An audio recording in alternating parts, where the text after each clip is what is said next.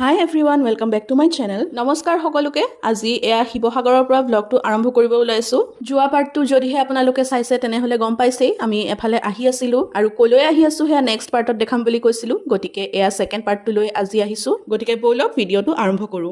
এয়া আজি আমি আহিছো অগ্নিনাভ বাবাৰ ওচৰলৈ আৰু আপোনালোকে এয়া চাব পাৰে ভিৰ ইমান ভক্তৰ সমাগম সদায় এনেকুৱাই হয় বুলি ইয়াত শুনিছো। বহুত মান্যতা আছে মন্দিৰ ভাগৰ আৰু এনেও ভগৱানৰ ওচৰত আপুনি যদি শুদ্ধ মনেৰে যায় ভগৱানেটো আপোনাক চকু মেলি চাবই দিয়কচোন। লাগিলে হেয়া যতেই নহওক আপুনি ঘৰত বহি শুদ্ধ মনেৰে ভগৱানক মাতিলেও ভগৱানে আপোনাক চাব আৰু তাতছে ওপৰত এতিয়া ভগৱানে নিজেই আমাক তালকে মাতিছে তাতকে আৰু লাকি কি হ'ব পাৰে নহয় জানো। যি নহওক ভিৰৰ মাজত বেছি ভিডিও কৰি থকা নহল গতিকে একেবাৰে আসনৰ ফটো দুকপি মানি লগাই দিছো আপোনালোকৰ আগত আৰু এয়া প্ৰসাদ খাবলৈ লৈছো আমি সকলোৱে আৰু ৰাইজ ভোগৰ পায়সখিনি যে কেনেকুৱা সোৱাদ আছিল আপোনালোকক মানে মই কি কম। এনেও মন্দিৰৰ পায়সে হওক খিচিৰিয়ে হওক প্ৰসাদকণেই হওক বহুত সোৱাদ থাকে আৰু এই পায়সকণ মানে বহুত ধুনীয়া হৈছিল একদম অমৃত খোৱা যেন লাগিছিল আৰু আমি প্ৰসাদ খাই থাকোতে এটা দুটা মগুৰ দানা যি তলত পৰিছে পাৰক এটাই আহি খাই আছিল গতিকে চাইকে অকমান প্ৰসাদ সিহঁতকো দিলে আৰু চাওকচোন এটা এটাকে কেইবাটাও গোট খালেহি ইমান ধুনীয়া লাগিছে।